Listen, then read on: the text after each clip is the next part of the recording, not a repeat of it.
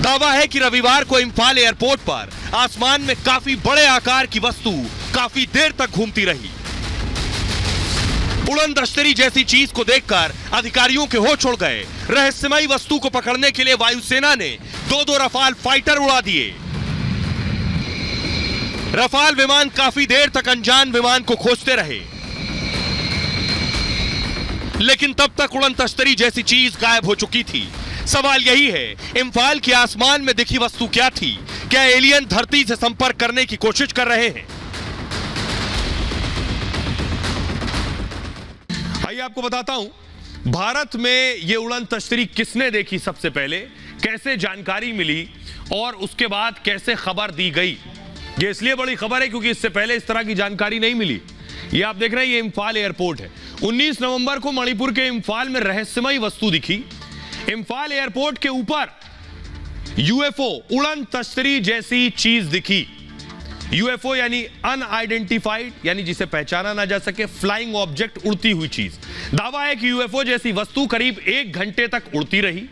दोपहर 2:30 बजे सीआईएसएफ के जवानों ने आसमान में उड़न तश्तरी के बारे में जानकारी दी। सीआईएसएफ यानी केंद्रीय औद्योगिक सुरक्षा बल।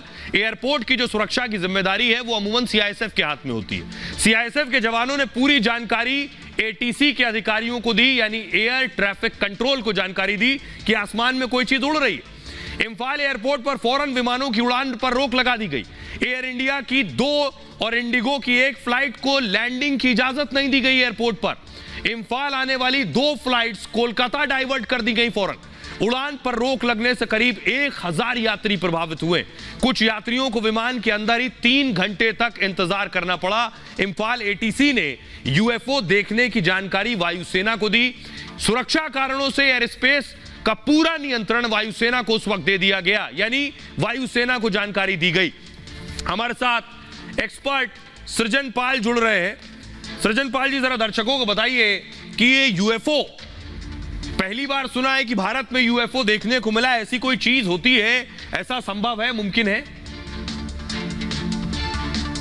अंतरिक्ष विज्ञान की दृष्टि से अगर हम देखें तो हमें यह नहीं पता, आज तक हमारा कोई ऐसा संपर्क नहीं हुआ है किसी और ग्रह पर रहने वाले किसी भी जीव जंतु से। तो हमें नहीं पता कि एलियंस होते भी हैं या नहीं होते, और अगर होते हैं तो किस प्रकार के होते हैं, इसका भी अनुमान लगाना मुश्किल है। और अगर ये नहीं पता तो हमें यह भी नहीं पता कि उनकी टेक्नोलॉजी कितनी एडवांस हो सकती है, क्या वो यहाँ तक आ सकते हैं या नहीं। लेकिन एक चीज़ ध्यान देने, अगर हम आंकड़ों की बात करें तो ये ध्यान देने वाली बात है कि पूरे ब्रह्मांड में लगभग 2 ट्रिलियन यानी कि 2000 अरब ग्रह हैं, कम से कम, इससे ज़्यादा ही होंगे। यानी कि 2 के बाद 12 शून्य लगाइए, इतने ग्रह